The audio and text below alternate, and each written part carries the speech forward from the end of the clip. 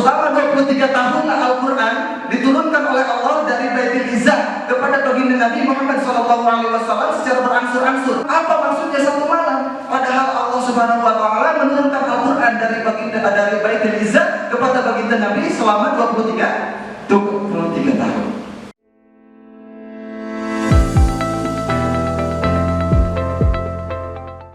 Assalamualaikum warahmatullahi wabarakatuh. Alhamdulillahilladzi hadana li hada wa ma kunna linahtadiya laula an hadana Allah. Asyhadu an la ilaha illallah wahdahu la syarika lah wa asyhadu anna Muhammadan abduhu wa rasuluh la nabiyya ba'dah.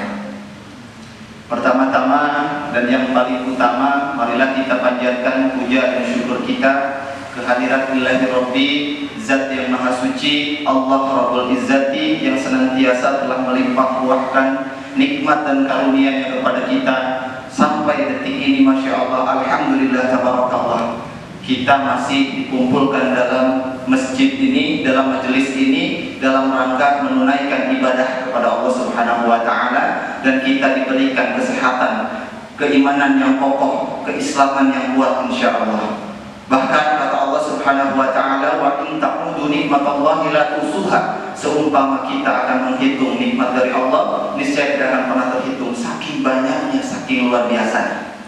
Maka dari itu, sebelum nikmat Allah cabut daripada kita, yang kadang-kadang kita lupa bersyukur, betul? Sebelum Allah Subhanahu Wa Taala murka kepada kita, yang kadang-kadang kita lebih banyak takabur, betul? Mari kita sama-sama, saya mengajak dari depan ini, kita sama-sama bersyukur kepada Allah Subhanahu Wa Taala yang Maha Ghafur. Siap bersyukur? Kita bersyukur dengan mengucap tasbih, tahmid dan tahlil. Siap? Subhanallah walhamdulillah wa la ilaha illallah wa la haula wa la quwwata illa billahil aliyyil azim. Salawat dan salam marilah kita sampaikan teruntuk manusia teragung, manusia termulia, manusia yang telah disempurnakan oleh Allah Subhanahu Wa Taala jalur nasabnya, akhlaknya, keilmuannya dan lain sebagainya, yakni baginda Nabi wa Nabiyana Muhammad Sallallahu Alaihi Wasallam, kepada keluarganya, kepada para sahabatnya, para sahabiah, para tabi'in, dan kita selaku umatnya di bulan suci Ramadan yang mulia ini, yang mubarak, insyaallah. Kita berdoa, ya Allah, mudah-mudahan kita digolongkan kepada umat Nabi Muhammad yang akan mendapatkan syafaat di yaumil qiyamah. Amin ya rabbal alamin.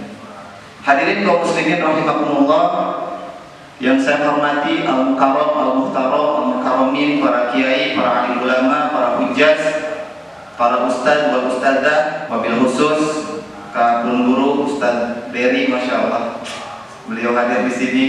Wabil khusus juga kepada Ustaz Sofian selaku Dewan Kemakmuran Masjid Tijanul Anwar. Kita doakan oleh kita semua, mudah-mudahan guru-guru kita semua yang disebutkan maupun yang tidak disebutkan oleh Allah Subhanahu Wa Taala dipanjangkan usianya, amin.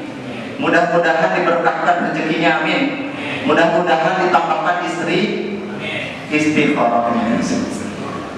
istikharah untuk mendapatkan segala kebaikan dalam kehidupan, insya Allah.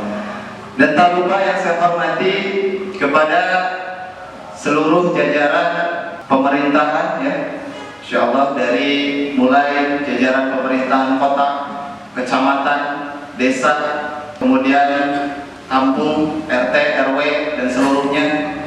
Kita doakan mudah-mudahan para pemimpin kita semua yang kita hormati, yang kita sayangi, mudah-mudahan oleh Allah Subhanahu Wa Taala dijadikan pemimpin-pemimpin yang soleh, amin ya rabbal alamin. Tak lupa kepada seluruh jamaah Masjid Tijanul Anwar, mudah-mudahan dengan kumpulnya kita di sini, ini merupakan salah satu catatan amal baik oleh Allah Subhanahu Wa Taala, dicatat sebagai amal baik, sehingga ketika kita kembali kepada Allah Subhanahu Wa Taala, kita mendapatkan tiket untuk sama-sama ke surga. Dan di sini kita berkumpul seperti ini, di surga juga berkumpul dengan alamin. Hadirin kaum muslimin rahimakumullah, hari ini adalah hari ke-19 betul di bulan suci Ramadan. Kemarin kita sudah melalui tanggal 17 Ramadan. Artinya kita semua tahu, kita semua paham, kita semua sudah tidak asing lagi bahwa nuzulul Quran terjadi pada 17 Ramadan. Kita semua juga tahu bahwa proses nuzulul Quran ini sangat luar biasa menakjubkan. Ayah ibu-ibu nak, ayahnya insyaallah. Nuzulul Quran prosesnya luar biasa. Allah ciptakan Al-Quran, kemudian Allah simpan di Lauhul Mahfuz. Ya. Di dalam Al-Quran Allah menjelaskan, A'udzubillahi minasyaitonirrajim, Bismillahirrahmanirrahim, bal huwa Qur'anun Majid fi Lauhul Mahfuz, kata Allah Subhanahu wa taala. Bahwa yang mereka dustakan itu bahkan Al-Quran yang mulia, yang Allah simpan Al-Quran yang mulia itu di Lauhul Mahfuz. Maksudnya adalah mereka itu orang-orang kafir, mendustakan Al-Quran, ya, mendustakan Al-Quran yang mulia, yang kemudian Allah Al-Quran ini simpan di Lauhul Mahfuz. Tempat disimpan penyimpanan Allah Subhanahu wa taala Al-Quran ini Allah simpan di Lauhul Mahfuz. Waktunya kapan, bagaimana terjadinya, wallahu a'lam. Tidak ada yang penjelasan, tidak ada sirah, tidak ada hadis yang menjelaskan kapan terjadinya. Hanya saja ini perlu diyakini oleh kita bahwa Al-Quran disimpan di Lauhul Mahfuz, karena Allah langsung yang menjelaskan di dalam Al-Quran bahwa Al-Quran itu disimpan di Lauhul Mahfuz. Lalu kemudian masuk kepada proses yang kedua, yaitu Al-Quran diturunkan oleh Allah dari Lauhul Mahfuz kepada Baitul Izzah. Ada yang tahu Baitul Izzah? Baitul Izzah itu adalah langit yang dekat dengan langit dunia. Ya, atau bisa juga disebut Mawaqi'in Nujum. Mawaqi'in Nujum itu Allah jelaskan dalam Al-Quran bahwa tempat peredarannya bintang-bintang. Wallahu a'lam, saya pun belum pernah ke sana. Akan tetapi ketika kita lihat teori perbintangan saat ini, kita tahu bahwa ada matahari dikelilingi planet-planet gitu ya. Ada bumi, ada Mars dan lain sebagainya planetnya. Mungkin yang disebut Mawaqi'in Nujum itu di situ. Wallahu a'lam, saya pun tidak tahu.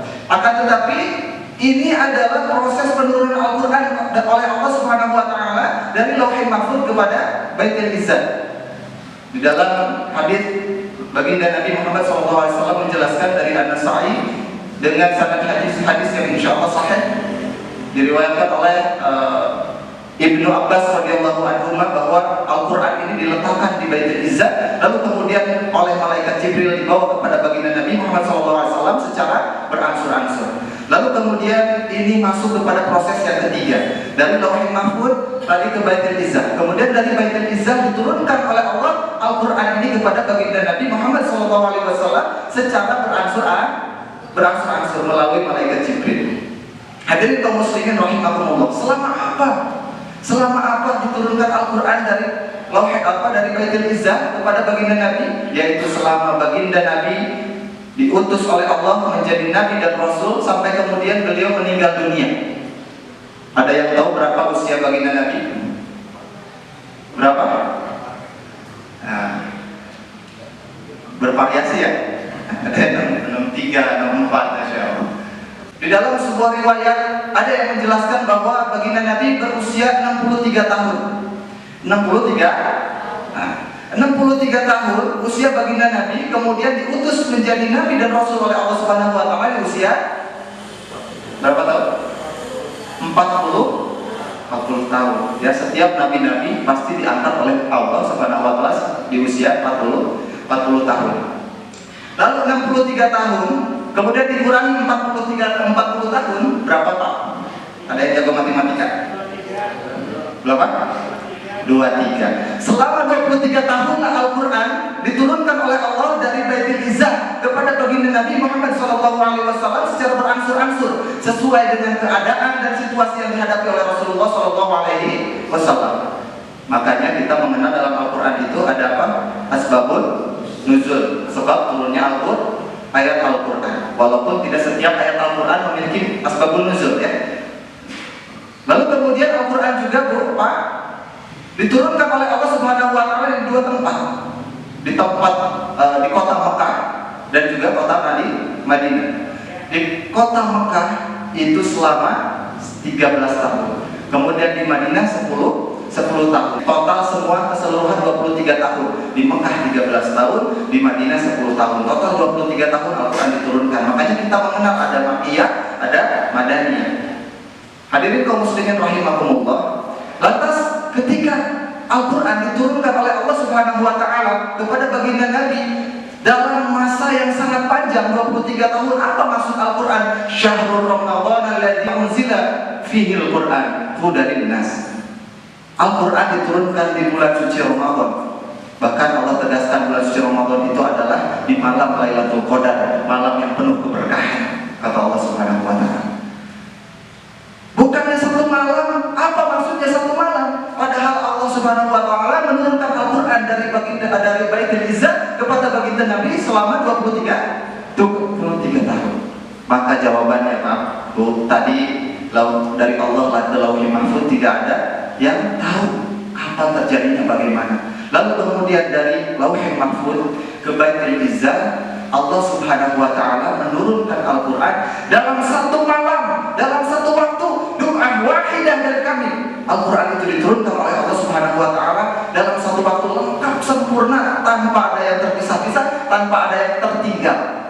Maka yang disebutkan ayat ini adalah proses turunnya Al-Quran dari Lauhul Mahfuz ke Baitul Izzah. Bisa dipahami sampai sini ya?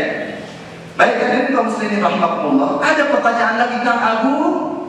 Kalau begitu apa maksud Allah kemudian menurunkan Al-Quran ini dengan cara beransur-ansur? Kenapa tidak semuanya saja seperti kitab-kitab samawi yang lainnya?